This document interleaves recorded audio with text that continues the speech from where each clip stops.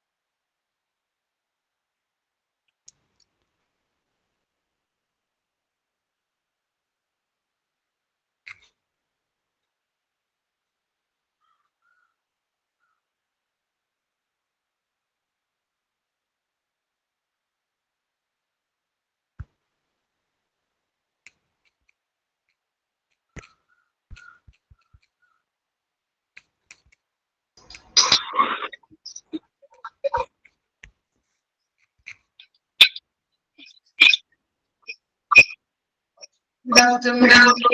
Good afternoon, Good ma'am. afternoon, ma'am. Good afternoon.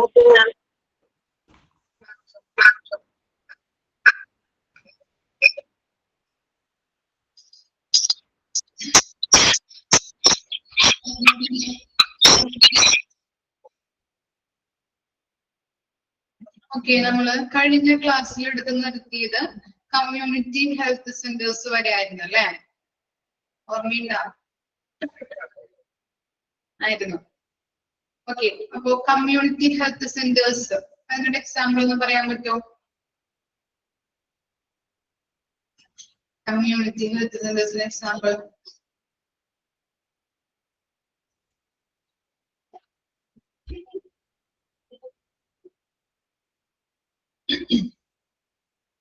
Taluk government ഹോസ്പിറ്റലാണ് community health സെന്റേഴ്സിന് example. Okay,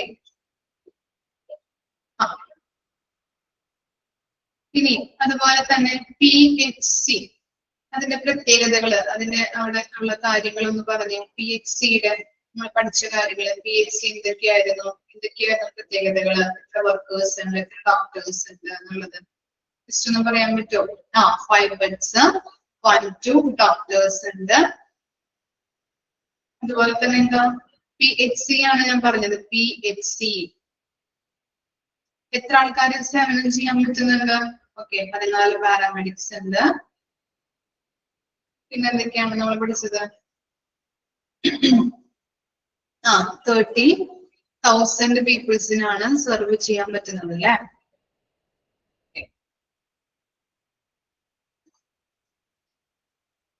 പിന്നെ 4 to 6 beds, sub centre 6 sub സെന്ററിന് സേവനം ചെയ്യുന്നുണ്ട് അല്ലെ, ഇൻചാർജ് വഹിക്കുന്നുണ്ട്. പിന്നെ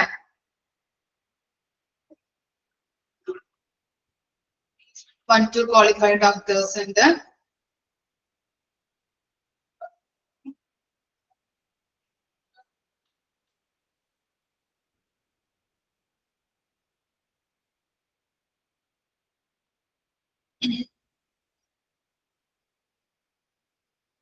okay, out patient and in patient services provide ചെയ്യുന്നുണ്ട് അല്ലെ? അത്തരത്തിലുള്ള കാര്യങ്ങളാണ് നമ്മള് കഴിഞ്ഞ ക്ലാസ്സിൽ നമ്മൾ നോക്കിയിട്ടുള്ളത്. ഇനി നെക്സ്റ്റ് നോക്കാം കേട്ടോ. ടെക്സ്റ്റ് ബുക്ക് എല്ലാവർക്കും കിട്ടിയായിരുന്നോ? ഇല്ല. ഓക്കെ ഓക്കെ, കിട്ടിയല്ലേ? കുറച്ച് പേർക്കൊക്കെ കിട്ടിയിട്ടുണ്ട്.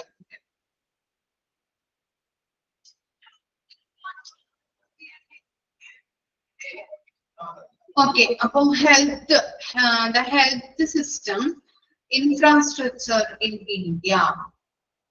നെക്സ്റ്റ് ടോപ്പിക് ആണ് the health system infrastructure in India. Okay, health care സിസ്റ്റത്തിന്റെ രൂപഘടന എങ്ങനെയാണെന്നുള്ളതാണ് കൊടുത്തിരിക്കുന്നത്. നമുക്ക് നോക്കാം. ഒരു പിക്ചർ കൊടുത്തിട്ടുണ്ട് അല്ലെ.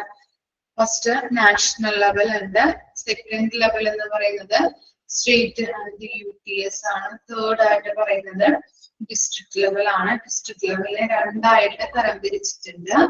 എന്താണ്? റൂറൽ ഏരിയാസും അർബൻ ഏരിയാസും.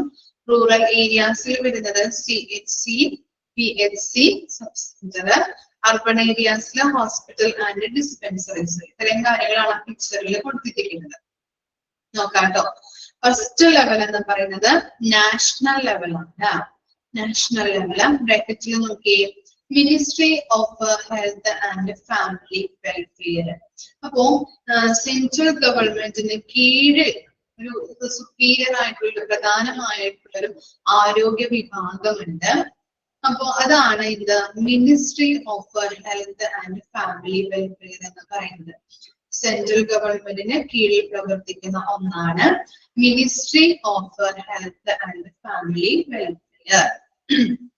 ഇന്ത്യയിലെ തന്നെ ഏറ്റവും സുപ്പീരിയർ ആയിട്ടുള്ള ഒന്നാണ് ഇത് നാഷണൽ ലെവലിൽ പ്രവർത്തിക്കുന്ന ആരോഗ്യ വിഭാഗം എന്ന് പറയുന്നത്. അതായത് എന്താണ്?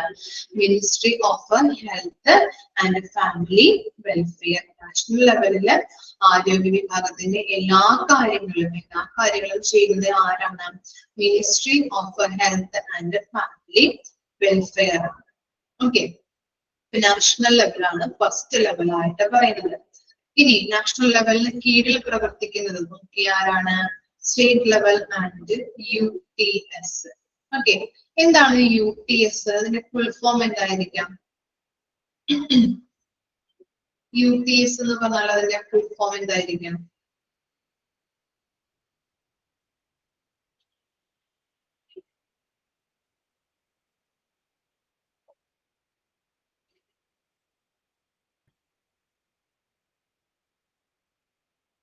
Union territories. ഓക്കെ, അറിയാത്തവർ ജസ്റ്റ് ഒന്ന് എഴുതി വെക്കാം കേട്ടോ.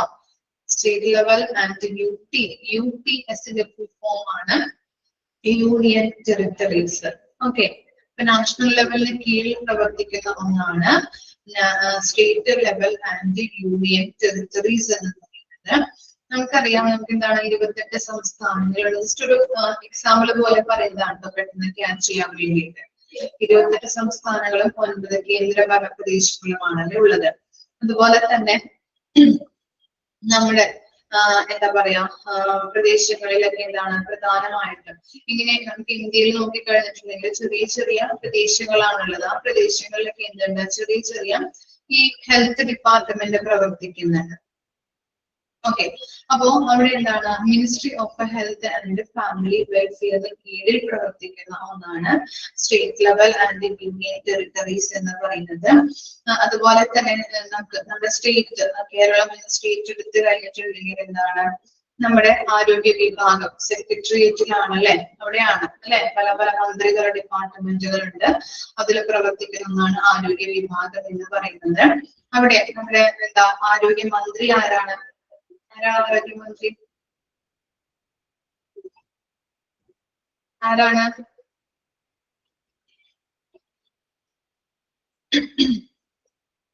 ആരോഗ്യമന്ത്രി ആരാ? വീണ ജോർജ് ആണ് അല്ലെ. വെരി ഗുഡ്, വീണ ജോർജ് ആണ്. ഈ വീണ ജോർജിന് കീഴില് കുറെ ഉദ്യോഗസ്ഥരുണ്ട്. വീണ ജോർജ് നിർദ്ദേശിക്കുന്ന കാര്യങ്ങൾ ആര് കേൾക്കുന്നുണ്ട്? ഉദ്യോഗസ്ഥർ അത് കേട്ട് മറ്റു സ്ഥലങ്ങളിലേക്ക് അല്ലെ, സ്റ്റേറ്റിന്റെ മറ്റു പല ദിക്കുകളിലേക്കും അവരാണ് ഇൻഫർമേഷൻസ് അയക്കുന്നത്. അവരുടെ നിർദ്ദേശപ്രകാരമാണ് മറ്റു പല പ്രദേശങ്ങളിലും ഇത് ആരോഗ്യ വിഭാഗങ്ങൾ പ്രവർത്തിക്കുന്നത്. അവർ പറയുന്നത് അനുസരിച്ചിട്ട്. അപ്പോൾ സ്റ്റേറ്റ് ലെവൽ എന്ന് പറയുമ്പോൾ നമ്മുടെ മന്ത്രി, ആരോഗ്യമന്ത്രി എന്ന് പറയുന്നത് വീണ ജോർജ് ആണ്. വീണ ജോർജിന് കീഴില് മറ്റു ഉദ്യോഗസ്ഥരുണ്ട്. ആ വീണ ജോർജ് നിർദ്ദേശിക്കുന്ന, മന്ത്രി നിർദ്ദേശിക്കുന്ന ആരോഗ്യത്തെ കുറിച്ചുള്ള എല്ലാ കാര്യങ്ങളും ഇവർക്ക് നിർദ്ദേശിച്ചു കൊടുക്കുന്നുണ്ട്. ഇവര് എന്ത് ചെയ്യുന്നുണ്ട്? ചെറിയ ചെറിയ മറ്റു ജില്ലകളിലേക്കൊക്കെ അല്ലെ, ചെറിയ ചെറിയ ആരോഗ്യ വിഭാഗങ്ങളിലേക്ക്, ആരോഗ്യ ഡിപ്പാർട്ട്മെന്റുകളിലേക്ക് നിർദ്ദേശങ്ങൾ അയച്ചിട്ട് അങ്ങനെയാണ് നമ്മുടെ സ്റ്റേറ്റിലെ എല്ലാ ഡിപ്പാർട്ട്മെന്റുകളും പ്രവർത്തിക്കുന്നത്. ആരോഗ്യവുമായിട്ട് ബന്ധപ്പെട്ട എല്ലാ വിഭാഗങ്ങളും പ്രവർത്തിക്കുന്നത്. അപ്പൊ അതാണ് state level and union territories എന്ന് പറയുന്നത്. ഇനി സ്റ്റേറ്റ് ലെവൽ ആൻഡ് യൂണിയൻ ടെറിട്ടറീസിന്റെ കീഴിൽ പ്രവർത്തിക്കുന്നതാണ് എന്ത്? ഡിസ്ട്രിക്ട് ലെവല് അല്ലെ, ഡിസ്ട്രിക്ട് ലെവല്, ജില്ലാതല വിഭാഗം അല്ലെ. ഡിസ്ട്രിക്ട് എന്ന് പറയുമ്പോൾ നമുക്ക് എന്താണ്, നമുക്ക് എത്ര ജില്ലകളുണ്ട് കേരളത്തില്? എത്ര ജില്ലകളുണ്ട്? 14 ജില്ലകൾ അല്ലെ. ഈ 14 ജില്ലകളിലും എന്താണ്, ആരോഗ്യ വിഭാഗങ്ങളുണ്ട്. അപ്പൊ ഓരോ വിഭാഗങ്ങളിലും എന്താണ്, ഓരോ നിർദ്ദേശങ്ങൾ എടുക്കുന്നുണ്ട്. അത് ജില്ലകളിലെ പല പല പ്രദേശങ്ങളിലേക്ക് നിർദ്ദേശങ്ങൾ അയക്കുന്നു. അങ്ങനെയാണ് ഓരോ ജില്ലകളിലും ആരോഗ്യ വിഭാഗങ്ങൾ പ്രവർത്തിക്കുന്നത്. ഓക്കെ, നമുക്കറിയാം 14 ജില്ലകളുണ്ട്. ആ 14 ജില്ലകളിലും ആരോഗ്യ വിഭാഗങ്ങളുണ്ട്. ആരോഗ്യ വിഭാഗങ്ങളിൽ നിന്ന് അയക്കുന്ന എന്താണ് നിർദ്ദേശങ്ങൾ പ്രകാരമാണ് ആ ജില്ലകളിൽ ഇപ്പോൾ സബ് സെന്റർ ആയാലും അതുപോലെ CHC ആയാലും PHC ആയാലും ഒക്കെ പ്രവർത്തിക്കുന്നത്. അപ്പൊ അവര് അയക്കുന്ന ആ ജില്ലകളിൽ നിന്ന് ഏറ്റവും മുന്തിയ സ്ഥലത്ത് നിന്ന്, ഏറ്റവും ടോപ്പ് ആയിട്ടുള്ള പൊസിഷനിൽ നിന്ന് അയക്കുന്ന ആരോഗ്യ പ്രവർത്തകർ അയക്കുന്ന നിർദ്ദേശങ്ങൾ പ്രകാരമാണ് ഓരോ റൂറൽ ഏരിയസിലായാലും അർബൺ ഏരിയസിലായാലും ഹോസ്പിറ്റൽസ് ആയാലും മറ്റു CHC ആവാം, PHC ആവാം, സബ് സെന്റർ ആവാം ഒക്കെ പ്രവർത്തിക്കുന്നത്. ഇത്രയും കാര്യങ്ങളാണ് ഈ ചാർട്ടിൽ വരുന്നത്. നമ്മൾ പറഞ്ഞു ഏറ്റവും ടോപ്പ് പൊസിഷനിലുള്ളത് നാഷണൽ ലെവലാണ്. നാഷണൽ ലെവലിൽ എന്താണ്, സെൻട്രൽ ഗവൺമെന്റിന്റെ കീഴിൽ പ്രവർത്തിക്കുന്ന ഒന്നാണ് ministry of health and family welfare എന്ന് പറയുന്നത്. നാഷണൽ ലെവലിൽ ആരോഗ്യവുമായിട്ട് ബന്ധപ്പെട്ട എല്ലാ കാര്യങ്ങളും ഈ ministry of health and family welfare ആണ് നടത്തുന്നത്. അതുപോലെ തന്നെ state level and union territories നമ്മൾ പറഞ്ഞു, വീണ ജോർജിന്റെ മന്ത്രിയുടെ എക്സാമ്പിൾ വെച്ച് നമ്മൾ പറഞ്ഞു. അപ്പൊ അങ്ങനെ എന്താണ്, മന്ത്രി പറയുന്നത് അനുസരിച്ച് അവരുടെ കീഴിൽ പ്രവർത്തിക്കുന്ന ഉദ്യോഗസ്ഥര് നിർദ്ദേശങ്ങൾ സ്വീകരിച്ചിട്ട് അവരാണ് ഓരോ ജില്ലകളിലേക്ക് നിർദ്ദേശങ്ങൾ അയച്ചിട്ട് അവർ പ്രവർത്തിപ്പിക്കുന്നത്. അതുപോലെ തന്നെ ഡിസ്ട്രിക്ട് ലെവലിൽ എന്താണ്, ഇതുണ്ട്, 14 ജില്ലകളുണ്ട്. അവിടെയെല്ലാം എന്താണ്, ആരോഗ്യ വിഭാഗങ്ങളുണ്ട്. അപ്പോ ഓരോ ജില്ല, ഇടുക്കി എടുത്തു കഴിഞ്ഞാല് അവിടെ പ്രവർത്തിക്കുന്ന ആരോഗ്യ വിഭാഗങ്ങള് ഓരോ കാര്യങ്ങളും മന്ത്രി പറയുന്നതനുസരിച്ചിട്ട് ഓരോ നിർദ്ദേശങ്ങൾ അവർക്ക് അയക്കും. അവരെന്ത് ചെയ്യുന്നുണ്ട്, ആ ജില്ലകളിൽ ചെറിയ ചെറിയ ആരോഗ്യ പ്രവർത്തന വിഭാഗങ്ങളിലേക്ക് അയച്ചിട്ട് അവരങ്ങനെയാണ് പ്രവർത്തിക്കുന്നത്. അപ്പൊ അതാണ് ഡിസ്ട്രിക്ട് ലെവലിൽ പറയുന്നത്. ഡിസ്ട്രിക്ട് ലെവലിനെ രണ്ടായിട്ട് തരംതിരിച്ചിട്ടുണ്ട്. റൂറൽ ഏരിയാസ് ഉണ്ട്, അർബൻ ഏരിയാസ് ഉണ്ട്. റൂറൽ ഏരിയാസിൽ വരുന്നത് ഏതൊക്കെയാണ്? CHC നമ്മൾ പഠിച്ചില്ല, CHC ഉണ്ട്, PHC ഉണ്ട്, സബ് സെന്റർ ഉണ്ട്. ആൻഡ് അർബൻ ഏരിയാസിൽ വരുന്നത് hospitals and dispensaries. Okay, chart ഒന്ന് ജസ്റ്റ് ഒന്ന് വായിക്കാം, ഇമ്പോർട്ടന്റ് ആണ്. ടെക്സ്റ്റ് ബുക്ക് ഇല്ലാത്തവർ ജസ്റ്റ് ഒന്ന് വരച്ചെടുക്കാം. Okay, let's നോട്ടായിട്ട് വരച്ചെടുക്കാം.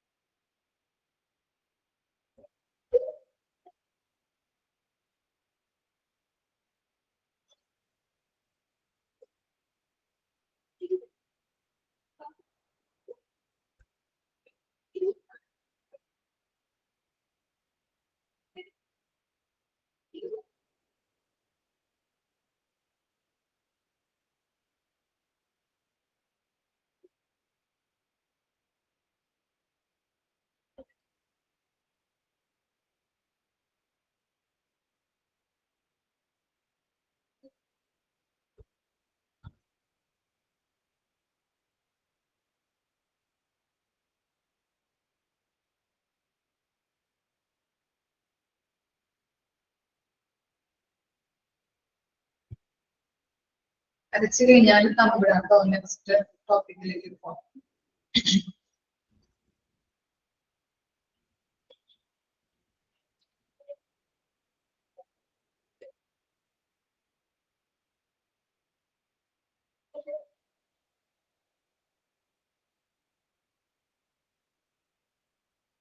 ക്ലിയർ ആയില്ലേ? ഫ്ലോ ചാർട്ട് ഓക്കെ ആണോ?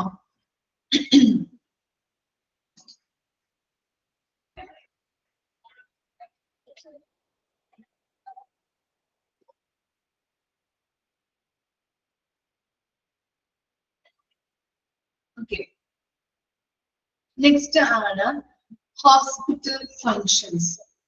ഓക്കെ, രണ്ട് രീതിയിൽ ഹോസ്പിറ്റൽ ഫങ്ഷൻസ് പറയുന്നുണ്ട്. ഫസ്റ്റ് വൺ എന്ന് പറയുന്നത് intermural and extramural function. Intermural function എന്ന് പറഞ്ഞാൽ എന്താണ്? Service within the wall of the hospital. എത്തരത്തിലുള്ള സർവീസ് ആണ് ഹോസ്പിറ്റലുകളിൽ പ്രൊവൈഡ് ചെയ്യുന്നത്? ഇന്റർമ്യൂറൽ എന്ന് പറയുമ്പോൾ service within the wall of the hospital. ഹോസ്പിറ്റലിനുള്ളിലാണോ അല്ലെങ്കിൽ പുറത്താണോ സർവീസ് ചെയ്യുന്നത്? എന്താണ്? Service within the wall of hospital. എന്തായിരിക്കും? ഉള്ളിലാണ് അല്ലെ, ഉള്ളിൽ കൊടുക്കുന്ന സർവീസിനെയാണ് നമ്മൾ ഇന്റർമ്യൂറൽ എന്ന് പറയുന്നത്. ഇനി എക്സ്ട്രാമ്യൂറൽ എന്ന് പറഞ്ഞു കഴിഞ്ഞാലോ service outside the wall of hospital. എന്താ പറയുന്നത്? സർവീസ് ഔട്ട്സൈഡ് ആണ്. അപ്പൊ ഇന്റർമ്യൂറൽ എന്ന് പറഞ്ഞാല് within the wall of the hospital, ഉള്ളില്. ഇനി എക്സ്ട്രാമ്യൂറൽ എന്ന് പറഞ്ഞാല് പുറത്ത്. ഇനി നെക്സ്റ്റ് നോക്കാം. ഇൻട്രാമ്യൂറൽ ഫങ്ഷൻസ് കുറച്ച് പോയിന്റ് ഇട്ടിട്ട് അവിടെ കൊടുത്തിട്ടുണ്ട്, നോക്കിയേ. റെസ്റ്റോറേറ്റീവ്, അതുപോലെ തന്നെ പ്രിവെന്റീവ്, എഡ്യൂക്കേഷൻ, റിസർച്ച്. ഈ 4 കാര്യങ്ങളാണ് ഇൻട്രാമ്യൂറലിൽ വരുന്നത്. ഹോസ്പിറ്റലിന് ഉള്ളിൽ കൊടുക്കുന്ന ഫങ്ഷൻസ് ആയിട്ട് പറയുന്നത്. അതിൽ വരുന്നതാണ് റെസ്റ്റോറേറ്റീവ്. ഫസ്റ്റ് വൺ ആണ് റെസ്റ്റോറേറ്റീവ്. എന്താണെന്ന് നോക്കിയേ. ഫസ്റ്റ് വൺ റെസ്റ്റോറേറ്റീവില് എ പോയിന്റ് എന്താണ്? ഡയഗ്നോസ്റ്റിക്. എന്താണ് ഡയഗ്നോസ്റ്റിക് എന്ന് പറഞ്ഞാല്? എന്താ ഡയഗ്നോസ്റ്റിക്?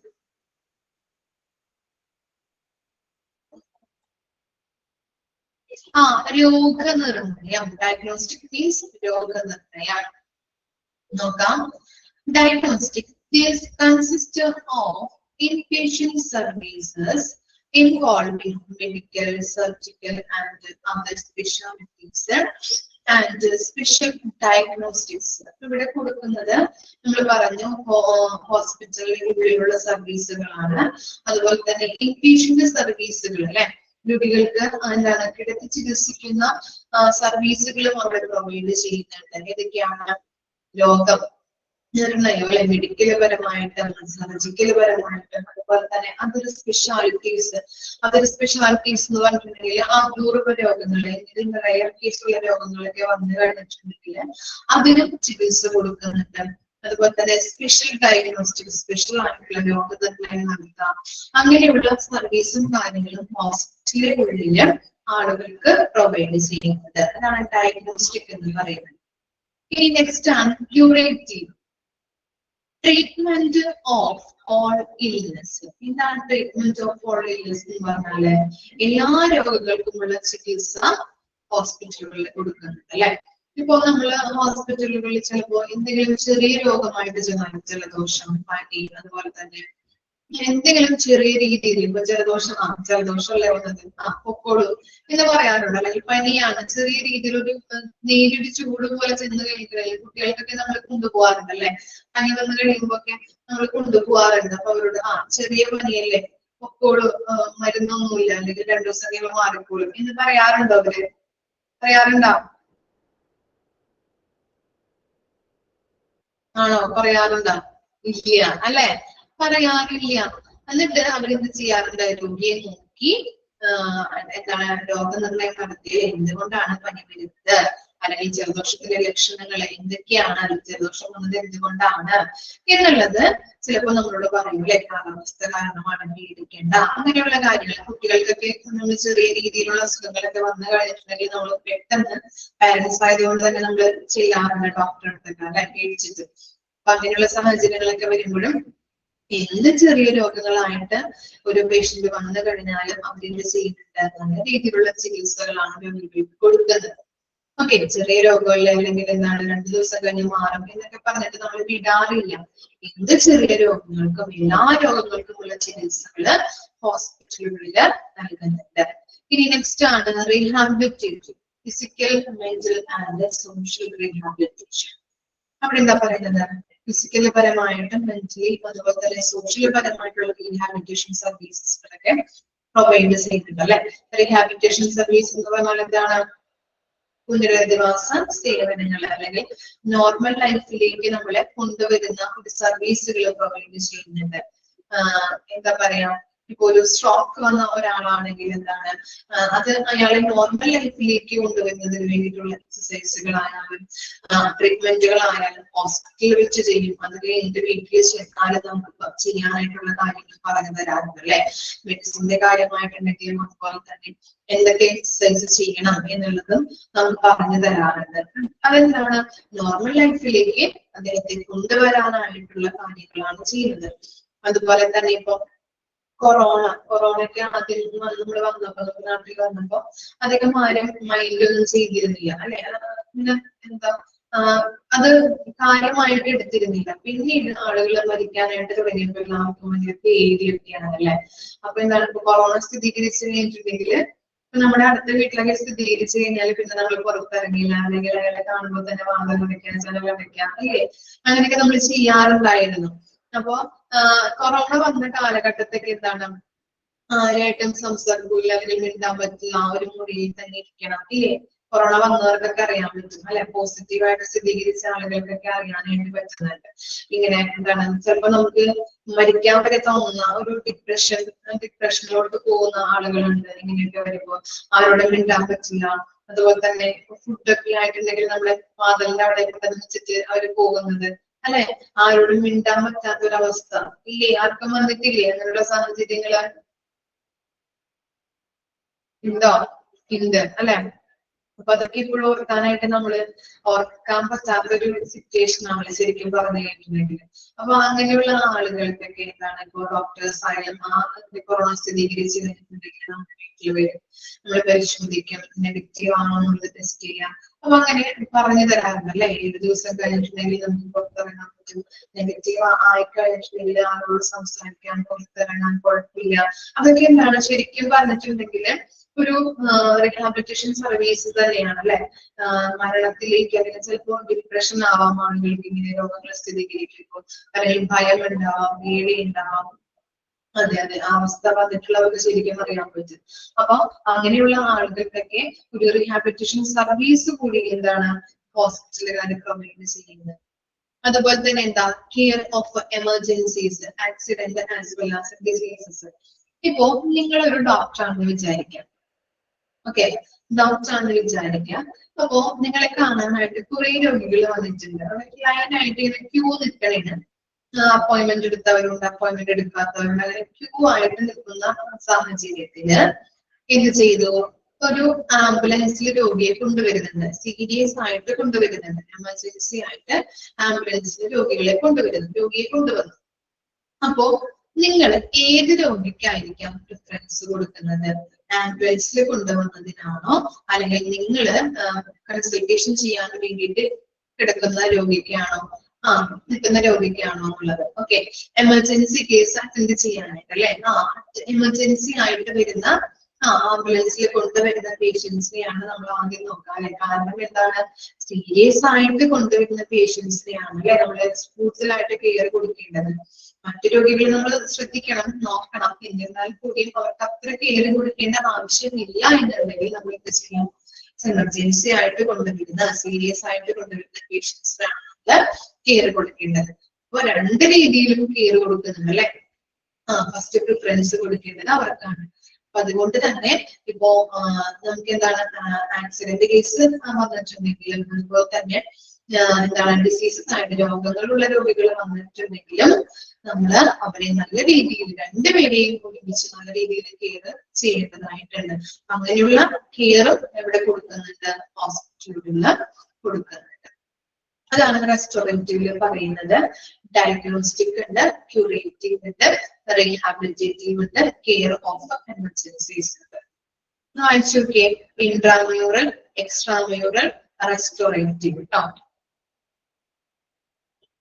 ഇൻട്രാമ്യൂറൽ എന്താണ്, എക്സ്ട്രാമ്യൂറൽ എന്താണെന്നുള്ളത് പഠിക്കാം.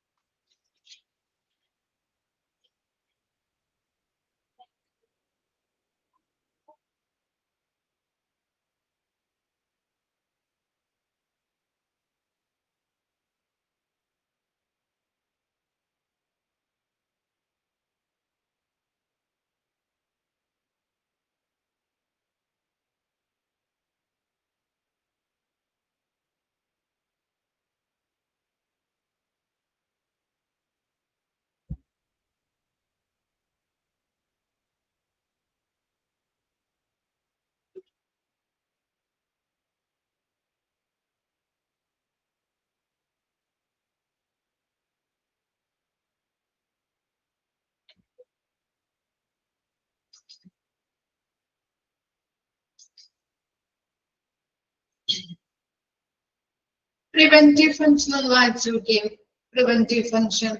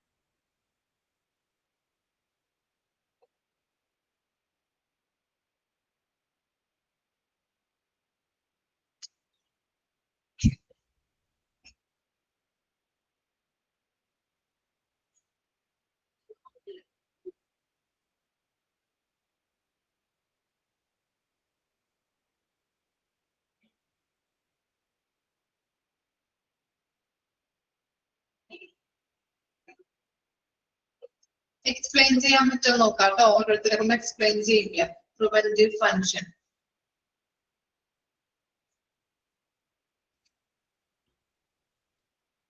ഓക്കെ, റെഡി ആയവരുണ്ടോ എക്സ്പ്ലെയിൻ ചെയ്യാനായിട്ട്? മിനിറ്റ് ഒന്ന് അൺമ്യൂട്ട് ആക്കണ്ടേ കേട്ടോ. ഓക്കെ, ആര് പറയും? ഫസ്റ്റ് പറഞ്ഞോളൂ. Supervision of normal pregnancies and child birth. നമ്മുടെ സാധാരണ പ്രഗ്നൻസി കേസുകളും കുട്ടികളുണ്ടാവുന്നതിലുള്ളൊരു സൂപ്പർവിഷൻ. പിന്നെ children normal growth and development of children, കുട്ടികളുടെ വളർച്ചയും അവരുടെ ഡെവലപ്മെന്റ് നോക്കുന്ന അതിന് മേൽനോട്ടം വഹിക്കുന്നത്. പിന്നെ നമുക്കിടെ മറ്റേ പകർച്ചവ്യാധികളെ തടയുന്ന ഇത്. പിന്നെ പ്രിവെൻഷൻ ഓഫ് പ്രൊലോങ്ഡ് ഇൽനെസ്, നമുക്ക് നീണ്ടു നിൽക്കുന്ന അസുഖങ്ങളുണ്ടല്ലോ, ഒരുപാട് നീണ്ടു നിൽക്കുന്ന അസുഖങ്ങളെ കൺട്രോൾ ചെയ്യുന്നത്, അതിന് പ്രിവെന്റ് ചെയ്യുന്ന കാര്യങ്ങൾ. Then health education. നമുക്ക് എല്ലാവർക്കും ഹെൽത്ത് എഡ്യൂക്കേഷൻ നമുക്ക് പറയേണ്ട കാര്യങ്ങൾ, ഐ മീൻ ഒരു ഹോസ്പിറ്റലില് നമുക്ക് എന്തൊക്കെ ചെയ്യേണ്ട, അല്ലെങ്കിൽ ഇന്ന അസുഖത്തിനെ പറ്റി നമുക്കൊരു ഇത് കിട്ടുമല്ലോ, ഒരു എന്തൊക്കെ നമുക്ക് അതിന് ചെയ്യാൻ പറ്റും, എന്തൊക്കെ നമുക്ക് കഴിക്കാൻ പറ്റും, എന്തൊക്കെ ടേക്ക് കെയർ നമ്മൾ ചെയ്യണം എന്നുള്ളൊരു എഡ്യൂക്കേഷൻ. Then occupation. അതിന് പർട്ടിക്കുലർ മിസ് പറയാ, ഇറ്റ് മീൻസ് ജോബ്. ഒരു ഹോസ്പിറ്റലിൽ പല വിഭാഗങ്ങളുണ്ടാവും, അതാണോ? ഞാൻ പറഞ്ഞോളാം. ഓക്കെ, നെക്സ്റ്റ് ആരാ പറയാം? Preventive function.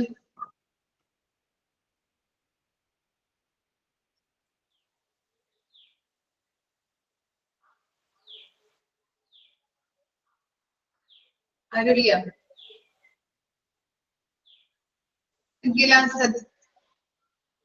അഖില സജിത്. മാം പറഞ്ഞോളൂ.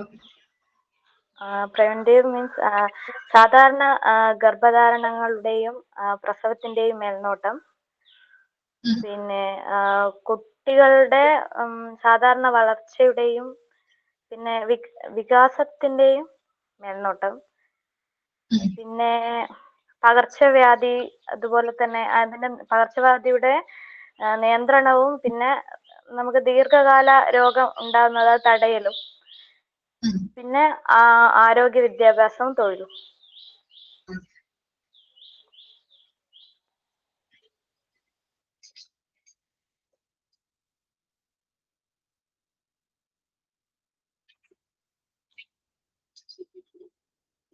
ഓക്കെ, പ്രിവെന്റീവ് ഫംഗ്ഷൻ നോക്കാം. Supervision of normal pregnancies and child birth. ഇല്ലേ, ഹോസ്പിറ്റലുകളിൽ നടത്തുന്ന ഒന്നാണ് അല്ലെ, ഹോസ്പിറ്റലുകളിൽ മാത്രമാണ് ഇത് പ്രഗ്നൻസി അതുപോലെ തന്നെ ചൈൽഡ് ബർത്ത് പ്രസവം കാര്യങ്ങളൊക്കെ നടക്കുന്നത്. അപ്പൊ അതിന്റെ മേൽനോട്ടം വഹിക്കുന്നത്, അതുപോലെ തന്നെ supervision of normal growth and development of children. എങ്ങനെയാണ് കുട്ടികളുടെ ആ ഗ്രോത്ത് ആൻഡ് ഡെവലപ്മെന്റ് മനസ്സിലാക്കാൻ പറ്റുക? ഹോസ്പിറ്റലുകളുമായിട്ട് ബന്ധപ്പെട്ട് എങ്ങനെയാണ് മനസ്സിലാക്കാൻ പറ്റുന്നത്? നമുക്ക് എന്തെങ്കിലും ഗസ് ചെയ്യാൻ പറ്റുമോ? എങ്ങനെയാണ് കുട്ടികൾ വലുതാകുന്നത്? വെയിറ്റ്, പിന്നെ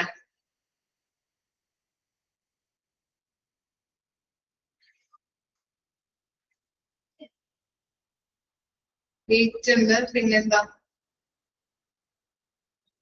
ഹൈറ്റ്,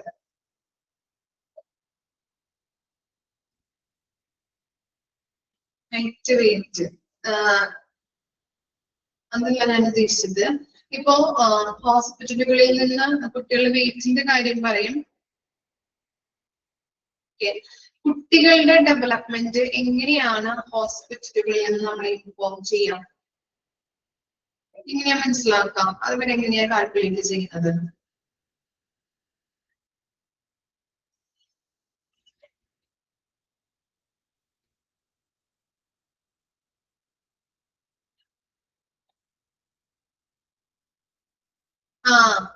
പ്രതിരോധ കുത്തിവെപ്പുകൾ അല്ലെ, ഇമ്മ്യൂണൈസേഷൻ ഇല്ലേ? എങ്ങനെയാണ്? ഇപ്പൊ നമ്മള് 1.5 മാസം അല്ലെങ്കിൽ 3.5 മാസത്തെ കുത്തിവെപ്പുണ്ട്, അതുപോലെ തന്നെ 9 മാസം അല്ലെ, അതുപോലെ തന്നെ പിന്നെന്താ 5 വയസ്സില്, 10 വയസ്സില്, 15 വയസ്സില്, ഇതൊക്കെ നമ്മളെ ആരെ ഇൻഫോം ചെയ്യാം? കുത്തിവെപ്പ് എടുക്കാൻ നേരമായിട്ടുണ്ട് കേട്ടോ, ഇന്ന ദിവസം ഉണ്ട് ഇല്ലേ? ആരെ ഇൻഫോം ചെയ്യാറുണ്ട്? ആരാ ചെയ്യാം? നമ്മൾ തന്നെ പോയി ചോദിക്കാറുണ്ടോ അവിടെ? ഇല്ല. ഹെൽത്ത് സെന്ററിൽ നിന്ന് ആര് വരും? ആരാ വരാം? ആരാ വരും? ആശാ വർക്കേഴ്സ് വരാറുണ്ടോ? ആശാ വർക്കർമാര് വന്നിട്ട് പറയാറുണ്ടല്ലേ, ഇന്ന ദിവസമാണ്. ചിലപ്പോ നമ്മള് പോലും മറന്നിട്ടുള്ള ഡേറ്റും കാര്യങ്ങളൊക്കെ ആയിരിക്കും അല്ലെ. നമ്മൾക്ക് ഇത്ര മാസമായില്ലേ, ഇത്ര വയസ്സിലുള്ള കുത്തിവെപ്പുകൾ എടുക്കണം എന്നൊക്കെ പറയാറുണ്ട് ഇല്ലേ? ഇന്ന ദിവസം ഉണ്ടാകും, അല്ലെങ്കിൽ എന്താണ് പോളിയോ, അല്ലെങ്കിൽ എന്താണ് അങ്ങനെയുള്ള വൈറ്റമിൻസ് കൊടുക്കുന്നത്, അതൊക്കെ നമ്മളോട് ആരാ ഇൻഫോം ചെയ്യുന്നത്? ആശാ വർക്കേഴ്സ് ആണല്ലേ. അപ്പൊ കുട്ടികളുടെ ഗ്രോത്ത് ആൻഡ് ഡെവലപ്മെന്റിന്റെ സൂപ്പർവിഷൻ ഹോസ്പിറ്റലുകാർ നടത്തുന്നുണ്ട്. അതുപോലെ തന്നെ control of communicable diseases, prevention of പ്രോലോങ്ഡ് illness. നമ്മൾ പറയുന്നത് പോലെ തന്നെ സാംക്രമിക രോഗങ്ങൾ, കമ്മ്യൂണിക്കബിൾ ഡിസീസസ് എന്ന് പറഞ്ഞിട്ടുണ്ടെങ്കിൽ സാംക്രമിക രോഗങ്ങൾ, പടർന്നു പിടിക്കുന്ന രോഗങ്ങളില്ലേ. അപ്പോ അങ്ങനെയുള്ള രോഗങ്ങള് നമ്മൾ തടയാനായിട്ടുള്ള ഒരു നടപടിക്രമങ്ങൾ എടുക്കാം. അതുപോലെ തന്നെ ഹെൽത്ത് എഡ്യൂക്കേഷൻ എന്ന് പറഞ്ഞിട്ടുണ്ടെങ്കിൽ ഇപ്പൊ കൊറോണ ഒക്കെ വന്നപ്പോ എന്താണ്, നമുക്ക് ആളുകളെ കൂടുതൽ അറിയിക്കണം അല്ലെ, ഇതിന്റെ ഭവിഷ്യത്തുകൾ എന്താണ് വന്നു കഴിഞ്ഞിട്ടുണ്ടെങ്കിൽ നമുക്ക് വളരെ കാര്യങ്ങളല്ലേ, സൈഡ് എഫക്റ്റുകൾ നമ്മുടെ എന്താണ് അങ്ങനെയുള്ള കാര്യങ്ങൾ ഉണ്ടാകാറുണ്ട് നമ്മുടെ ശരീരത്തില്. എങ്ങനെയാണ് ഇത് വരുന്നത്?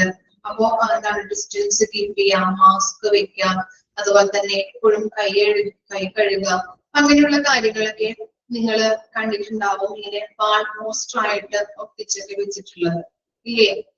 കണ്ടിട്ടുണ്ടാവും ഹോസ്പിറ്റലുകളിലെ മതിലുകളിലൊക്കെ, അല്ലെങ്കിൽ പോസ്റ്റേഴ്സ് ഒക്കെ ആയിട്ട് ഇല്ല. അപ്പൊ അതൊക്കെ എന്താണ്, ഹെൽത്ത് എഡ്യൂക്കേഷൻ ആണ്. അതുപോലെ തന്നെ ഇപ്പൊ നമ്മളൊരു സുഖമായിട്ട് ചെല്ലുമ്പോൾ നമുക്ക് എന്താണ്, നമ്മുടെ ഹെൽത്ത് കണ്ടീഷൻ എങ്ങനെയാണ്, ഇന്ന മരുന്നുകൾ കഴിക്കണം, ഇന്ന ഡയറ്റുമായി ട്രീറ്റ് ചെയ്യാം, അങ്ങനെയുള്ള കാര്യങ്ങൾ ഡോക്ടേഴ്സ് നമുക്ക് പറഞ്ഞു തരാറുണ്ട് അല്ലെ, നമ്മുടെ ഹെൽത്ത് കണ്ടീഷനെ കുറിച്ച്. അതുപോലെ നമ്മൾ ഇന്ന ട്രീറ്റ്മെന്റുകൾ ചെയ്യേണ്ടതായിട്ടുണ്ട്. അതുപോലെ തന്നെ എന്താണ് 2 ആഴ്ച കഴിയുമ്പോൾ അല്ലെങ്കിൽ 1 മാസം കിടക്കേണ്ടതായിട്ടുണ്ട്. ഇങ്ങനെയുള്ള കുറെ കാര്യങ്ങൾ നമുക്ക് പറഞ്ഞു തരും ഹെൽത്തുമായിട്ട് ബന്ധപ്പെട്ട്, നമുക്ക് ഉണ്ടാകുന്ന പ്രോബ്ലംസുമായിട്ട് ബന്ധപ്പെട്ട്, അതുപോലെ തന്നെ നമ്മൾ കഴിക്കേണ്ട മെഡിസിനുമായിട്ട് ബന്ധപ്പെട്ടിട്ടൊക്കെ നമുക്ക് കുറെ കാര്യങ്ങൾ പറഞ്ഞു തരും. അതൊക്കെ എന്താണ് ഹെൽത്ത് എഡ്യൂക്കേഷനിൽ ബന്ധപ്പെട്ടതാണ്, ഹെൽത്ത് എഡ്യൂക്കേഷനുമായിട്ട് ബന്ധപ്പെട്ടതാണ്. അതുപോലെ തന്നെയാണ് ഒക്യുപ്പേഷൻ. ഒക്യുപ്പേഷൻ കൊണ്ട് ഉദ്ദേശിക്കുന്നത് അവിടെ വർക്ക് ചെയ്യുന്ന ആളുകൾക്കും എന്ത് വരാം, അസുഖങ്ങൾ വരാം അല്ലെ, ഇൻഫെക്ഷൻ സംഭവിക്കാം. ഇൻഫെക്ഷനുമായിട്ട് ബന്ധപ്പെട്ട് ഇപ്പോ അവിടെ വേസ്റ്റ് എടുക്കുന്ന ആളുകൾ ഉണ്ടാവാം. അതുപോലെ തന്നെ ഇപ്പൊ റേഡിയോളജി ഒക്കെ നമ്മൾ പഠിക്കുമല്ലോ, നെക്സ്റ്റ് പോർഷനിലൊക്കെ നമ്മൾ പഠിക്കും ചാപ്റ്റേഴ്സിലൊക്കെ. അപ്പൊ അങ്ങനെയൊക്കെ ചെയ്യുമ്പോൾ എന്താണെന്ന് വെച്ചാൽ റേഡിയേഷനേക്കാൾ സാധ്യതയുണ്ട്. അപ്പൊ റേഡിയേഷനുമായിട്ട് ബന്ധപ്പെട്ട് അവിടെ വർക്ക് ചെയ്യുന്ന ആളുകൾക്ക് കൂടുതൽ സൈഡ് എഫക്ട്സുകൾ ഉണ്ടാവാം. അതുപോലെ തന്നെ ഇപ്പോ ഇൻഫെക്ഷൻ ആയിട്ട് അവിടെ വർക്ക് ചെയ്യുന്ന ആളുകൾക്ക് തന്നെ ഇൻഫെക്ഷൻ ആയിട്ട് കൂടുതൽ രോഗങ്ങൾ ഉണ്ടാവും. അപ്പൊ അങ്ങനെയുള്ള കാര്യങ്ങൾ. അപ്പൊ ഈ ജോലിയുമായിട്ട് ബന്ധപ്പെട്ട് എന്താണ് അവർക്ക് എന്താ രോഗങ്ങൾ ഉണ്ടാവാതിരിക്കാനായിട്ടുള്ള കാര്യങ്ങൾ, അവർക്കും പടർന്നു പിടിക്കാൻ അല്ലെങ്കിൽ ഇൻഫെക്ഷൻ ഉണ്ടാവാതിരിക്കാനുള്ള കാര്യങ്ങളും ഹോസ്പിറ്റലുകാര് ശ്രദ്ധിക്കുന്നുണ്ട്. ഇത്തരം കാര്യങ്ങളാണ് ഇതിൽ വരുന്നത്. പ്രിവെന്റീവ് ആയിട്ടുള്ള കാര്യങ്ങള്, supervision of a normal pregnancies and childbirth, supervision of a normal growth and development of children, control of communicable diseases, prevention of chronic long-term illness, health education, occupation.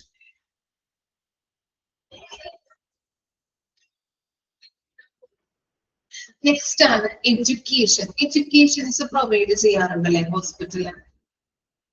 ആണോ? നിങ്ങൾ കണ്ടിട്ടുണ്ടോ എഡ്യൂക്കേഷൻ പ്രൊവൈഡ് ചെയ്യുന്നത്? എവിടെയെങ്കിലും കണ്ടിട്ടുണ്ടോ? Okay, എവിടെയാണ് കണ്ടിരിക്കുന്നത് education കൊടുക്കുന്നത്? എങ്ങനെയൊക്കെ കൊടുക്കാം?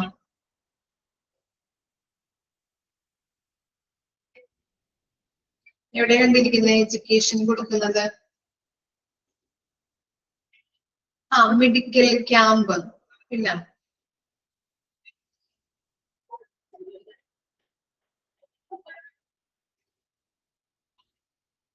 ഓക്കെ. ഇപ്പോ സിനിമയിലൊക്കെ കണ്ടിട്ടില്ലേ നിങ്ങൾ? മെഡിക്കൽ കോളേജിലൊക്കെ കുട്ടികൾക്കൊക്കെ ഡെഡ് ബോഡി പഠിക്കുന്നത്, അല്ലെങ്കിൽ എന്താ ഓരോ കാര്യങ്ങൾ എടുത്ത് ഓരോ പാർട്സുകൾ എടുത്തുകൊണ്ട് അവര് പഠിക്കുന്നതൊക്കെ സിനിമയിലൊക്കെ ശ്രദ്ധിച്ചിട്ടുണ്ടാവുമല്ലോ, ഇല്ലേ? ആണോ? കണ്ടിട്ടുണ്ടാവും. ആരും കണ്ടിട്ടില്ല? ഉണ്ട്. ഓക്കെ.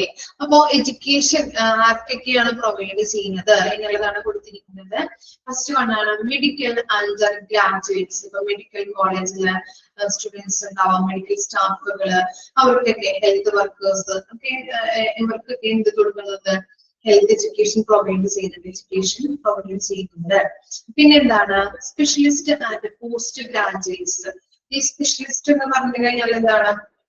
ഇപ്പൊ പീഡിയാട്രിക്കില് മാത്രം കുട്ടികളുടെ ഡോക്ടർ അല്ലെ, ENT ഡോക്ടർ ഉണ്ടാവും, ഓർത്തോന ഡോക്ടർ. അപ്പൊ അതിലൊക്കെ സ്പെഷ്യലൈസ് ചെയ്തിരിക്കുന്ന ഡോക്ടേഴ്സിനെയാണ് നമ്മൾ സ്പെഷ്യലിസ്റ്റ് എന്ന് പറയുന്നത് കേട്ടോ.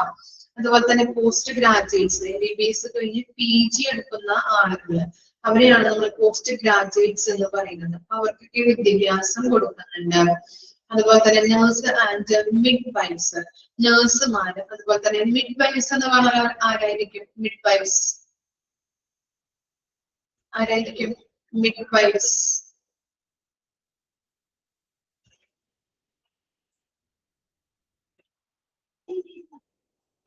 ആരായിരിക്കും? Midwives സൂതകർമ്മിണികള്.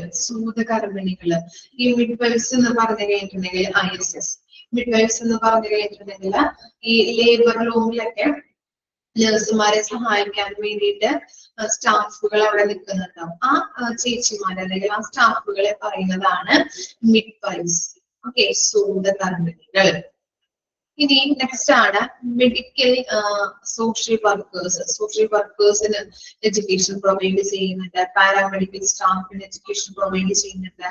Community health education. Okay, പൊതുജനങ്ങൾക്ക് ആരോഗ്യപരമായിട്ടുള്ള വിദ്യാഭ്യാസം നൽകുന്നുണ്ട്. നമ്മൾ പറഞ്ഞില്ല, ഇപ്പൊ ഡോക്ടറിന്റെ കൺസൾട്ടേഷന് വേണ്ടിയിട്ട് വരുന്ന രോഗികളൊക്കെ ആണെങ്കിൽ അവരുടെ ഹെൽത്തുമായിട്ട് ബന്ധപ്പെട്ട കാര്യങ്ങൾ പറഞ്ഞു കൊടുക്കും. എന്തുകൊണ്ടാണ് ഈ അസുഖം വരാനായിട്ടുള്ള കാരണം, ഇനി ഈ അസുഖം കുറയ്ക്കാനായിട്ടുള്ള കാരണങ്ങൾ, എന്തൊക്കെ ട്രീറ്റ്മെന്റുകൾ ചെയ്യാൻ പറ്റും, എന്തൊക്കെ ഫുഡ് ഐറ്റംസ് നമ്മൾ കഴിക്കേണ്ടതായിട്ടുണ്ട്, എത്ര ദിവസം നമ്മൾ ട്രീറ്റ്മെന്റ് ചെയ്യേണ്ടതായിട്ടുണ്ട്, അങ്ങനെയുള്ള പല കാര്യങ്ങളും എന്താണ് പൊതുജനങ്ങൾക്ക് ഡോക്ടേഴ്സ് പറഞ്ഞു കൊടുക്കാറുണ്ട്. അപ്പൊ അതാണ് കമ്മ്യൂണിറ്റി ഹെൽത്ത് എഡ്യൂക്കേഷൻ എന്ന് പറയുന്നത്. ഇത്ര കാര്യങ്ങളാണ് എഡ്യൂക്കേഷനിൽ വരുന്നത് കേട്ടോ. ഓരോ ഹെഡിങ്സുകളും നോക്കിയിട്ട് ഓരോന്നും എഡ്യൂക്കേഷന്റെ അണ്ടറിൽ വരുന്നത് ഏതാണ്, റിസർച്ചിന്റെ അണ്ടറിൽ വരുന്നത് ഏതാണ്, പ്രിവെന്റീവിന്റെ അണ്ടറിൽ വരുന്നത് ഏതാണെന്നുള്ളത് ഐഡന്റിഫൈ ചെയ്ത് വെക്കാം. ചോദിച്ചു കഴിഞ്ഞിട്ടുണ്ടെങ്കിൽ നമുക്ക് എഴുതേണ്ടതാണ്. അപ്പൊ അത് കറക്റ്റ് ആയിട്ട് കൃത്യമായിട്ട് പഠിച്ചിരിക്കാം.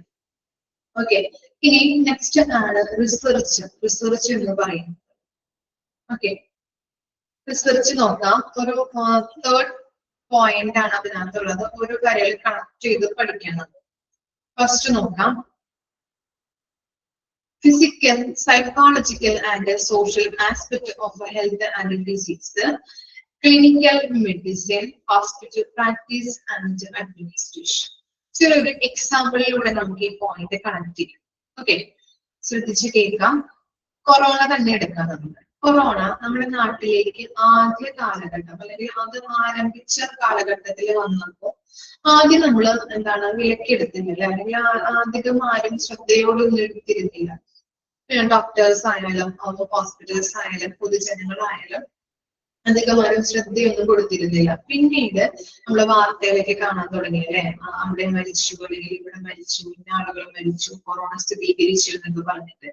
അപ്പൊ ഈ മരിച്ചതിന്റെ ബേസിൽ ആ വാർത്തകളും അതുപോലെ തന്നെ പല കാര്യങ്ങളും നമ്മൾ മരിക്കാനായിട്ട് ആളുകൾ തുടങ്ങിയപ്പോഴാണ് പൊതുജനങ്ങളായാലും അതുപോലെ തന്നെ ഹോസ്പിറ്റലുകാരായാലും എന്ത് ചെയ്തത്, കൊറോണയെ ഒരു എന്താണ് ഒരു ഗൗരവത്തോടെ എടുക്കാനായിട്ട് തുടങ്ങിയത്. ഇല്ലേ? ആണോ? അങ്ങനെയാണ് സംഭവിച്ചത് അല്ലെ. ആദ്യം നമ്മൾ കൊറോണ സ്ഥിരീകരിച്ചു, എന്താണെന്നൊന്നും നമുക്ക് അറിയില്ല. അതുപോലെ തന്നെ നമ്മൾ ഒരു ഗൗരവത്തോടെ എടുത്തിരുന്നില്ല. പിന്നീട് ആളുകൾ മരിക്കാനായിട്ട് തുടങ്ങിയപ്പോഴാണ് ഹോസ്പിറ്റലുകാരായാലും അതുപോലെ തന്നെ പൊതുജനങ്ങളായാലും അത് ഒരു മുഖവിലേക്ക് അല്ലെങ്കിൽ ഒരു ഗൗരവത്തോടെ എടുക്കാനായിട്ട് തുടങ്ങിയത്. അതിനുശേഷം ഈ ഹോസ്പിറ്റലുകാർ എന്ത് ചെയ്തു, ഇത് എവിടെ നിന്നാണ് വന്നിരിക്കുന്നത്, എന്ത് കാരണത്താലാണ് ഈ കൊറോണ നമ്മുടെ ശരീരത്തിലേക്ക്, അല്ലെങ്കിൽ എന്താണ് ഇപ്പൊ വൈറസ് ആണോ ഫംഗസ് കൊണ്ടാണോ ഇത് വരുന്നത് എന്നുള്ളത്, അതുപോലെ തന്നെ ഈ രോഗം വന്നു കഴിഞ്ഞിട്ടുണ്ടെങ്കിൽ ലക്ഷണങ്ങൾ എന്തൊക്കെയാണ്, നമ്മുടെ ശരീരത്തിൽ ഇത് എത്ര ദിവസം വരെ നിലനിൽക്കുന്നുണ്ട്, അങ്ങനെയുള്ള ഓരോ കാര്യങ്ങളായാലും അവര് പഠിക്കാനായിട്ട് അനലൈസ് ചെയ്യാനായിട്ട് തുടങ്ങിയത്. ഓക്കെ, അങ്ങനെ അനലൈസ് ചെയ്തതിനു ശേഷം അവർ എന്ത് ചെയ്തു അപ്പൊ അത്ര വരെ അനലൈസ് ചെയ്യാനായിട്ട് തുടങ്ങി. അത്ര വരെയാണ് ഫസ്റ്റ് പോയിന്റിൽ പറയുന്നത്, physical, psychological and social aspect of health and diseases. Okay, ഇനി അതിനുശേഷം അവർ എന്ത് കണ്ടുപിടിച്ചു, ഓരോ കാര്യങ്ങളും ചെക്ക് ചെയ്ത് ഓരോ കാര്യങ്ങളും പഠിച്ചതിലൂടെ അവരെന്ത് കണ്ടുപിടിച്ചു, കൊറോണ വാക്സിൻ അല്ലെ, ക്ലിനിക്കൽ മെഡിസിൻ. കൊറോണ വാക്സിൻ ഏതൊക്കെയായിരുന്നു നമ്മൾ ഇഞ്ചക്ഷൻ ചെയ്തിട്ടുണ്ടാവും അല്ലെ, എടുത്തിട്ടുണ്ടാവും. ഇഞ്ചക്ഷൻ എടുക്കാത്തവരാരെങ്കിലും ഉണ്ടോ? ഇല്ല, ഉണ്ട്. എടുത്തിട്ടുണ്ട്. കോവിഷീൽഡ് എടുത്തു അല്ലെ, കോവിഷീൽഡ് ഉണ്ടായിരുന്നു. പിന്നെ എന്താണ്, കോവാക്സിനും ആയിരുന്നു അല്ലെ ഉണ്ടായിരുന്നത്. അപ്പൊ ക്ലിനിക്കൽ മെഡിസിൻ അവർ ഉണ്ടാക്കാനായിട്ട് തുടങ്ങി അല്ലെ. എന്നിട്ട് ഉണ്ടാക്കിയതിനു ശേഷം ഇത് എന്താണ്, ഹോസ്പിറ്റൽ പ്രാക്ടീസ് ആൻഡ് അഡ്മിനിസ്ട്രേഷൻ ഇതെന്ത് ചെയ്തു, അത് ജനങ്ങളിൽ പരീക്ഷിക്കാനായിട്ട് തുടങ്ങി. എന്താണ് ഇത് കറക്റ്റ് ആയിട്ട്, അല്ലെങ്കിൽ രോഗം മാറോ അല്ലെങ്കിൽ അതിനെ പ്രതിരോധിക്കോ എന്നൊക്കെ അറിയാൻ വേണ്ടിയിട്ട് ആളുകളിലേക്ക് എന്ത് ചെയ്തു, അത് പരീക്ഷിക്കാനായിട്ട് തുടങ്ങി. ഓക്കെ, അതാണ് ഹോസ്പിറ്റൽ പ്രാക്ടീസ് ആൻഡ് അഡ്മിനിസ്ട്രേഷൻ. അപ്പൊ 3 കാര്യങ്ങളാണ് നമ്മൾ പറഞ്ഞത്. ആദ്യം നമ്മൾ പറഞ്ഞത് എന്താണ്, കൊറോണ നമ്മുടെ നാട്ടിലോട്ട് വന്നിട്ട് എന്താണ് അധികമാരും ശ്രദ്ധയൊന്നും കൊടുത്തിരുന്നില്ല, അല്ലെങ്കിൽ അധികമാരും ഗൗരവത്തോടെ ഹോസ്പിറ്റലുകാരായാലും പൊതുജനങ്ങളായാലും ഗൗരവത്തോടെ എടുക്കാനായിട്ട് തുടങ്ങിയിട്ടില്ല. പിന്നീട് ആളുകൾ മരിക്കാനായിട്ട് തുടങ്ങിയപ്പോഴാണ് അതിന്റെ ആളുകളായാലും അതുപോലെ തന്നെ ഹോസ്പിറ്റലുകാരായാലും ഗൗരവത്തോടെ എടുക്കാനായിട്ട് തുടങ്ങിയത്. അതിനുശേഷം അവര് ഓരോ കാര്യങ്ങളും പഠിക്കാനായിട്ട് തുടങ്ങി. എവിടെ നിന്ന് വന്നു, എന്തിൽ നിന്ന് വന്നിരിക്കുന്നു, നമ്മുടെ ശരീരത്തിൽ ഇത് കഴിഞ്ഞിട്ടുണ്ടെങ്കിൽ ഇതിന്റെ ലക്ഷണങ്ങൾ എന്തൊക്കെയാണ്, എത്ര ദിവസം വരെ നിലനിൽക്കുന്നുണ്ട്, എപ്പോ ഇത് നെഗറ്റീവ് ആകും, എപ്പോ പോസിറ്റീവ് ആകുന്നു, അങ്ങനെയുള്ള ഓരോ കാര്യങ്ങൾ, ലക്ഷണങ്ങൾ എന്തൊക്കെയാണ്, ഇതൊക്കെ അനലൈസ് ചെയ്യാനായിട്ട് തുടങ്ങി. അതിനുശേഷം അവർ എന്ത് ചെയ്തു, അനലൈസ് ചെയ്തതിനു ശേഷം ഇതിന് വേണ്ടിയിട്ട് നമ്മള് മെഡിസിനുകൾ ഉണ്ടാക്കാനായിട്ട് തുടങ്ങി. അതാണ് clinical medicine, Covishield and Covaxin.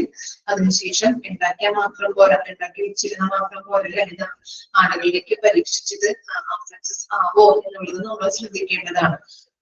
പിന്നീട് ഇത് ചെയ്യാനായിട്ട് തുടങ്ങി. ഹോസ്പിറ്റൽ പ്രാക്ടീസ് ആൻഡ് അഡ്മിനിസ്ട്രേഷൻ ആളുകളിലേക്ക് അത് പരീക്ഷിക്കാനായിട്ട് തുടങ്ങി. ഇൻസ്റ്റിറ്റ്യൂട്ട് ചെയ്ത് ആളുകളിലേക്ക് അത് പരീക്ഷിച്ചു. ഓക്കെ, അതാണ് റിസർച്ചിൽ പറയുന്നത്. ക്ലിയർ ആണോ? ഒന്ന് വായിച്ചു നോക്കി. 4 പോയിന്റ് റിസർച്ച് വരെ ഒന്ന് വായിച്ചു നോക്കാം കേട്ടോ. Preventive education research.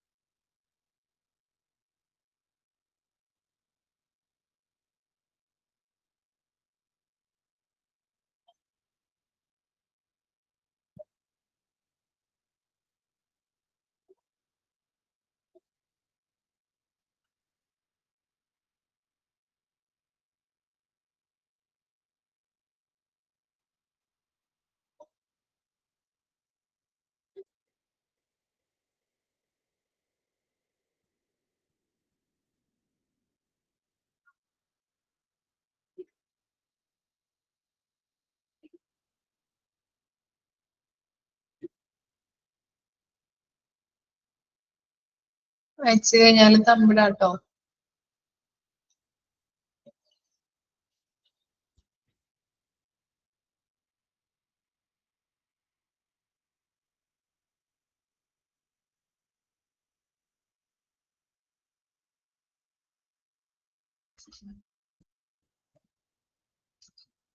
ഓക്കെ, അപ്പൊ നമ്മള് റിസർച്ച് വരെയും പറഞ്ഞത് എന്താണ്? ഇന്റാമ്യൂറൽ ഫംഗ്ഷൻ ആണ്. ഇന്റാമ്യൂറൽ ഫംഗ്ഷൻസ് എന്ന് പറഞ്ഞു കഴിഞ്ഞാൽ ഹോസ്പിറ്റലിന് കൊടുക്കുന്ന സർവീസസ് ആണ്. ഓക്കെ, റെസ്റ്റോറേറ്റീവ് പറഞ്ഞു, പ്രിവെന്റീവ് പറഞ്ഞു, എഡ്യൂക്കേഷൻ, റിസർച്ച്, 4 കാര്യങ്ങളാണ് വരുന്നത്. ഇനി നെക്സ്റ്റ് ആണ് എക്സ്ട്രാ മ്യൂറൽ ഫംഗ്ഷൻ. ഹോസ്പിറ്റലിന് ഔട്ട്സൈഡ് അല്ലെ, പുറത്ത് കൊടുക്കുന്ന സർവീസസുകൾ നമുക്ക് നോക്കാം. Out patient service. എന്താണ് ഔട്ട് പേഷ്യന്റ് സർവീസ് എന്ന് പറഞ്ഞാല്? എന്തായിരിക്കാം ഔട്ട് പേഷ്യന്റ് സർവീസ് എന്ന് പറഞ്ഞാല്? ഔട്ട് പേഷ്യന്റ് ആരാണ്? Out patient? ജസ്റ്റ് കൺസൾട്ട് ചെയ്ത് പോകുന്നത് അല്ലെ. എന്താണ്, നമ്മള് ഹോസ്പിറ്റലിലേക്ക് വരുന്നു, രജിസ്റ്റർ ചെയ്യുന്നു, ഡോക്ടറെ കാണുന്നു, പ്രിസ്ക്രിപ്ഷൻ വാങ്ങിക്കുന്നു, മെഡിസിനുകൾ വാങ്ങിക്കുന്നു, വീട്ടിലേക്ക് തിരിച്ചു പോകുന്നു അല്ലെ. അഡ്മിറ്റ് ആകാത്ത പേഷ്യൻസ് ആണ് ഔട്ട് പേഷ്യൻസ് എന്ന് പറയുന്നത്. അപ്പൊ അങ്ങനെയുള്ള സർവീസുകൾ അവിടെ പ്രൊവൈഡ് ചെയ്യുന്നുണ്ട്. പിന്നെ എന്താണ് home care service? Home care service എന്ന് പറഞ്ഞാൽ എന്താണ്? ഹോം കെയർ ഇപ്പൊ വീട്ടില് ഇപ്പൊ നമ്മള് വന്നിട്ട് പരിശോധിച്ചിട്ട് പോകുന്നത് പാലിയേറ്റീവ് കെയർ ഒക്കെ ചെയ്യാറുണ്ടോ? വീടിന്റെ അടുത്ത് തന്നെ വരാറുണ്ടാവുമല്ലോ അങ്ങനെയുള്ള ആളുകൾ, ആ വീട്ടിൽ പോയിട്ട് കെയർ കൊടുക്കുന്നത് അല്ലെ. അവരെ ശുശ്രൂഷിച്ച് അവർക്ക് വേണ്ടതൊക്കെ ചെയ്ത് കൊടുത്ത്, ഇപ്പോ എന്താണ് കിടപ്പോട് കൂടിയിട്ട് കിടക്കുന്ന പേഷ്യൻസ് ഒക്കെ ആണെങ്കിൽ ഇപ്പൊ ചിലപ്പോ യൂറിൻ ട്യൂബൊക്കെ ഉണ്ടാവും, അതുപോലെ എന്താ പാഡുകളെ കുടിപ്പിച്ചിട്ടുണ്ടാവും, അപ്പൊ അതൊക്കെ ക്ലീൻ ചെയ്യാം, ട്യൂബുകളൊക്കെ ഒന്ന് നോക്കാം, ഓക്സിജൻ സിലിണ്ടേഴ്സ് ഒക്കെ ഉണ്ടെങ്കിൽ അപ്പൊ അങ്ങനെയുള്ള കാര്യങ്ങളൊക്കെ കൊടുത്തിട്ട് കിടക്കുന്ന രോഗികളൊക്കെ ആണെങ്കിൽ അവരെ വീട്ടിൽ പോയിട്ട് ചെയ്യുന്ന ആളുകൾ, അപ്പൊ അങ്ങനെയുള്ള സർവീസ് കാര്യങ്ങൾ കൊടുക്കുന്നുണ്ട്. അതുപോലെ മൊബൈൽ ക്ലിനിക്സ് എന്ന് പറഞ്ഞു കഴിഞ്ഞാൽ ഇപ്പൊ ഐസൊലേറ്റഡ് ആയിട്ടുള്ള സ്ഥലങ്ങളിൽ, ഒറ്റപ്പെട്ട് കിടക്കുന്ന സ്ഥലങ്ങളിലൊക്കെ വീൽ ചെയറിലായാലും ചിലപ്പോൾ കിടപ്പിൽ കിടക്കുന്ന രോഗികളൊക്കെ ആണെങ്കിൽ അവർക്ക് പെട്ടെന്നൊന്നും നമ്മുടെ ഹോസ്പിറ്റലിലേക്ക് വരാൻ പറ്റില്ല. അങ്ങനെയുള്ള രോഗികൾക്ക് ഒറ്റപ്പെട്ട സ്ഥലങ്ങളിലൊക്കെ വികലാംഗര് അങ്ങനെയുള്ള ആളുകളൊക്കെ ഉണ്ടെങ്കിൽ അവർക്ക് വേണ്ടിയിട്ട് അവരുടെ ആ സ്ഥലം കണ്ടുപിടിച്ച് മൊബൈൽ ആപ്പ് വഴി അവരുടെ വീട്ടിലെത്തി അവർക്ക് വേണ്ട ശുശ്രൂഷകൾ കാര്യങ്ങൾ ചെയ്തു കൊടുക്കുന്നതാണ് മൊബൈൽ ക്ലിനിക്സ് എന്ന് പറയുന്നത്. അതുപോലെ തന്നെയാണ് day care centre. Day care centre ഒക്കെ എന്ന് പറഞ്ഞിട്ടുണ്ടെങ്കിൽ ഒരു ദിവസം കൊണ്ട് കൊടുക്കുന്ന ഒരു മെഡിക്കൽ ട്രീറ്റ്മെന്റിനെയാണ് നമ്മള് ഈ ഡേ കെയർ സെന്റർ എന്ന് പറയുന്നത്. ഇപ്പോ എക്സാമ്പിൾ പറയാം, ഡയാലിസിസ്, അതുപോലെ തന്നെ ഇപ്പോ എന്താ ഈ തിമിരത്തിന്റെ ശസ്ത്രക്രിയ, അതിനൊക്കെ പോയി കഴിഞ്ഞിട്ടുണ്ടെങ്കിൽ ഇപ്പൊ നമ്മൾ കാലത്ത് ചെയ്ത് കഴിഞ്ഞാല് ഉച്ചയ്ക്ക് ഓപ്പറേഷൻ സർജറി കഴിഞ്ഞ് വൈകുന്നേരം നമുക്ക് വീട്ടിലേക്ക് തിരിച്ചു വരാം. ഓക്കെ, അതാണ് ഡേ കെയർ സെന്റർ. അതുപോലെ തന്നെ ഡയാലിസിസ് ആയാലും കാലത്ത് ചെന്നിട്ട് നമുക്ക് വൈകുന്നേരം ആകുമ്പോൾ അത് കഴിഞ്ഞിട്ട് വീട്ടിലേക്ക് തിരിച്ചു വരാം. അതാണ് ഡേ കെയർ സെന്റർ എന്ന് പറയുന്നത്. ഒരു ദിവസം കൊണ്ട് കൊടുക്കുന്ന മെഡിക്കൽ ട്രീറ്റ്മെന്റിനെയാണ് ഡേ കെയർ സെന്റർ എന്ന് പറയുന്നത്. മൊബൈൽ ക്ലിനിക്സ് എന്ന് പറഞ്ഞു കഴിഞ്ഞിട്ടുണ്ടെങ്കിൽ ഒറ്റപ്പെട്ട സ്ഥലങ്ങളിലൊക്കെ ആളുകൾ വികലാംഗരാവാം, കിടപ്പിൽ കിടക്കുന്ന പേഷ്യൻസ് ഒക്കെ ഉണ്ടാവും. അപ്പൊ അവരുടെ സ്ഥലങ്ങൾ ഒറ്റപ്പെട്ട് കിടക്കുന്നതാണെങ്കിൽ അവിടേക്ക് മൊബൈൽ ആപ്പ് വഴി അവരുടെ സ്ഥലം കണ്ടുപിടിച്ച് വീട് ഇരിക്കുന്നത് എവിടെയാണ് അല്ലെങ്കിൽ വീട് കണ്ടുപിടിച്ചിട്ട് അവിടെ ചെന്ന് ശുശ്രൂഷകൾ സർവീസുകൾ പ്രൊവൈഡ് ചെയ്യുന്നതാണ് ഈ മൊബൈൽ ക്ലിനിക്സ് എന്ന് പറയുന്നത്. അതുപോലെ തന്നെ നൈറ്റ് ഹോസ്പിറ്റൽ എന്ന് പറഞ്ഞാൽ നൈറ്റ് മാത്രം ഓപ്പൺ ആകുന്ന ഹോസ്പിറ്റല്, അവിടെ ചിലപ്പോ എന്താ എമർജൻസി കെയർ അങ്ങനെയുള്ള കാര്യങ്ങളൊക്കെയാണ് കൊടുക്കുന്നത്. നൈറ്റ് മാത്രം ഓപ്പൺ ആക്കുന്ന ഹോസ്പിറ്റൽസ്. അതുപോലെ തന്നെ ഈ മെഡിക്കൽ കെയർ ക്യാമ്പ് അറിയാലോ, മെഡിക്കൽ ക്യാമ്പുകൾ അല്ലെ. ഇപ്പൊ റൂറൽ ഏരിയാസിൽ താമസിക്കുന്ന ആളുകൾക്കൊക്കെ ഈ അല്ലെങ്കിൽ എന്താ നിങ്ങൾ സിനിമയിലൊക്കെ കണ്ടിട്ടുണ്ടാവും, കാട്ടുപ്രദേശങ്ങളിലൊക്കെ ഉള്ള ആളുകൾക്ക് അവർക്കൊക്കെ ഇങ്ങനെയുള്ള കാര്യങ്ങൾ അല്ലെങ്കിൽ മെഡിക്കൽ ചെക്കപ്പ് ഒന്നും കിട്ടില്ല, പെട്ടെന്ന് തന്നെ ഡോക്ടറെ അടുത്ത് പോകാനൊന്നും പറ്റില്ല. അപ്പൊ എത്തിപ്പെടാൻ പറ്റാത്ത ഇടത്തേക്കൊക്കെ അവരെന്ത് ചെയ്യുന്നു, ഒരു ക്യാമ്പായിട്ട് പോയിട്ട് ഇപ്പൊ ഈ തമിഴ് സിനിമയിലൊക്കെ കണ്ടിട്ടുണ്ടാവില്ലേ, കാട്ടുപ്രദേശത്തൊക്കെ പോയിട്ട് മെഡിക്കൽ ക്യാമ്പ് നടത്തുന്നതൊക്കെ. അപ്പൊ അവരെ ശുശ്രൂഷിക്കാം, അവർക്ക് വേണ്ടാത്ത രോഗങ്ങൾക്ക് വേണ്ടതായിട്ടുള്ള മരുന്നുകൾ കൊടുക്കാം. അതുപോലെ തന്നെ മെഡിക്കൽ ക്യാമ്പ് നമ്മുടെ നാട്ടിലുണ്ടാവും. ഇപ്പൊ റൂറൽ ഏരിയാസിലൊക്കെ ഉള്ള ജനങ്ങൾക്ക് ഈ കണ്ണ് പരിശോധനകള്, അതുപോലെ തന്നെ ചെവി പരിശോധനകള്, അതുപോലെ തന്നെ വേറെ എന്തെങ്കിലും ആയിട്ട് നമ്മള് എന്താ ഷുഗർ, പ്രഷർ, ഇതൊക്കെ മെഡിക്കൽ ക്യാമ്പ് വഴി. പിന്നെ അതുപോലെ തന്നെ അവയർനെസ് പ്രോഗ്രാംസ് തരാറുണ്ട്, അവയർനെസ് ക്ലാസ്സുകൾ ജനങ്ങൾക്ക് പ്രൊവൈഡ് ചെയ്യാറുണ്ട്. അപ്പൊ അങ്ങനെയുള്ള കാര്യങ്ങളാണ് എക്സ്ട്രാ മ്യൂറൽ ഫംഗ്ഷനിൽ വരുന്നത്. ഓക്കെ, ഔട്ട് പേഷ്യന്റ് സർവീസ് ഉണ്ട്, ഹോം കെയർ സർവീസ് ഉണ്ട്, മൊബൈൽ ക്ലിനിക്സ് ഉണ്ട്, ഡേ കെയർ സെന്റർ ഉണ്ട്, നൈറ്റ് ഹോസ്പിറ്റൽ, മെഡിക്കൽ കെയർ ഒക്കെ. വരും.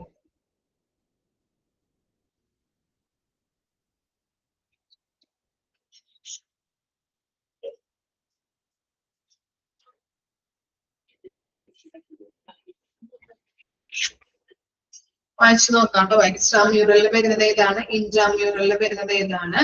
ഇൻട്രാമ്യൂറലില് കുറച്ച് ഹെഡിങ്സ് ഒക്കെ ഉണ്ട്, റിസർച്ച്, പ്രിവെന്റീവ് എന്നൊക്കെ പറഞ്ഞിട്ട്. ആ ഹെഡിങ്ങിന്റെ അടിയിൽ വരുന്ന പോയിന്റ്സുകൾ കൂടി ഓർത്ത് വെക്കാം കേട്ടോ. അത് ചോദിച്ചു കഴിഞ്ഞിട്ടുണ്ടെങ്കിൽ എഴുതേണ്ടതാണ്.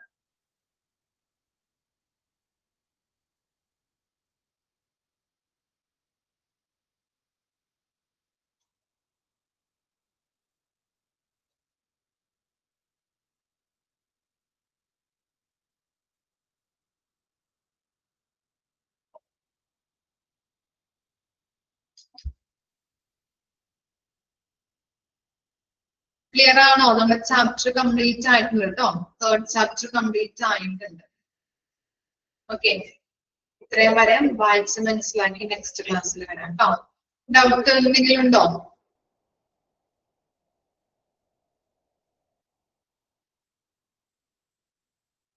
Okay, thank you.